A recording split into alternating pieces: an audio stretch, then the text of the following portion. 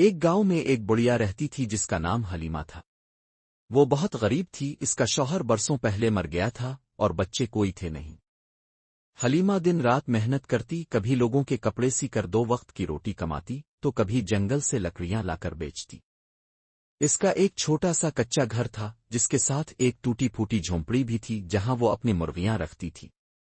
دن گزرتے رہے، بڑھیا کی زندگی ویسے ہی چلتی رہی، سادہ مشکل لیکن اطمینان بخش۔ ایک دن جب حلیمہ صبح اٹھ کر اپنی مرغیوں کو دانہ ڈالنے گئی تو اس نے دیکھا کہ ایک نئی مرغی اس کے باڑے میں بیٹھی ہے۔ وہ خوبصورت سنہرے پروں والی مرغی تھی۔ حلیمہ حیران ہوئی کیونکہ اس نے ایسی مرغی کبھی نہیں دیکھی تھی۔ یہ کہاں سے آئی؟ حلیمہ بڑبڑائی۔ شاید کسی کا راستہ بھول گئی ہو۔ خیر میرے پاس رہی تو شاید انڈے دے دے۔ وہ مرغی خاموشی سے حلیمہ کو دیکھتی رہی اور کار کارا کر ہلکی آواز نکالتی رہی۔ اگلے دن حلیمہ نے جب باڑے میں جا کر دیکھا تو حیران رہ گئی۔ وہی سنہری مرغی ایک چمکتا ہوا انڈا دے چکی تھی، مگر یہ عام انڈا نہیں تھا، یہ خالص سونے کا تھا۔ حلیمہ نے جھک کر انڈا اٹھایا، خوب وزنی تھا۔ وہ کانپتی ہوئی مرغی کے پاس آئی، اسے پیار کیا اور بولی، تم تو میری قسمت ہو۔ وہ دوڑی دوڑی سنار کے پاس گئی، سنار نے انڈے کو پرکھا اور فوراً سونا تول کر رقم دی، اتنی کہ حلیمہ کئی مہینے سکون سے گزار سکتی تھی۔ اب ہر روز وہ مرغی ایک سونے کا انڈا دیتی اور حلیمہ اسے بیچ کر آرام سے زندگی گزارنے لگی۔ اس نے اپنا گھر ٹھیک کروایا، کچھ نئے کپڑے لیے اور ایک چھوٹا سا باغ بھی لگایا۔ گاؤں والے حیران تھے کہ بڑھیا کی قسمت اچانک کیسے بدل گئی، مگر حلیمہ نے کسی کو مرغی کے بارے میں نہ بتایا۔ چند مہینے گزرے اور حلیمہ کی سوچ بدلنے لگی۔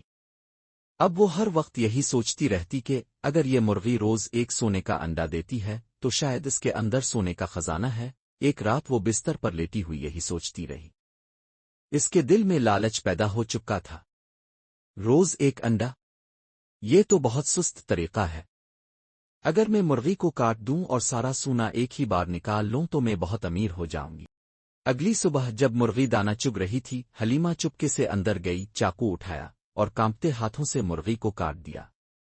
مرغی نے ایک چیخ ماری اور خاموش ہو گئی۔ حلیمہ نے فوراً مرغی کو چیر کر اندر دیکھا، مگر اندر کچھ بھی نہ تھا، نہ سونا نہ کوئی خزانہ، صرف عام جسم کے اعضاء۔ اس کا دل ڈوب گیا، آنکھوں میں آنسو آ گئے۔ میں نے کیا کر ڈالا؟ وہ رونے لگی، میری قسمت، میرا خزانہ سب ختم ہو گیا۔ اب نہ انڈے تھے نہ سونا۔ حلیمہ کو وہی پرانی زندگی پھر سے جھیلنی پڑی، لیکن اب اس کی عمر زیادہ ہو چکی تھی، کام کرنے کی طاقت نہیں رہی تھی۔ گاؤں والوں نے جب اسے دوبارہ پرانے کپڑوں میں دیکھا تو سمجھ گئے کہ کچھ غلط ہوا ہے۔ کچھ دنوں بعد جب ایک بچہ اس کے باڑے میں کھیل رہا تھا، اس نے مرغی کی ہڈیوں کو دیکھا اور بات گاؤں میں پھیل گئی۔ بڑھیا نے اپنی سونے کی مرغی مار دی، سب نے افسوس سے سر ہلایا۔ کچھ دن بعد ایک عالم دین گاؤں آئے۔ انہوں نے بچوں کو اور بڑوں کو جمع کیا اور کہا، دیکھو بچوں، بڑھیا کی کہانی ہم سب کے لیے سبق ہے۔ لالچ ہمیشہ نقصان دیتا ہے۔ جو چیز اللہ روز تھوڑا تھوڑا دے رہا ہو اس پر صبر کرنا چاہیے۔ ایک وقت آتا ہے جب وہی تھوڑا بہت زیادہ بن جاتا ہے۔ بچے غور سے سنتے رہے اور سب نے حلیمہ کی حالت دیکھی۔ وہ سمجھ گئے کہ لالچ کا انجام کتنا دردناک ہوتا ہے۔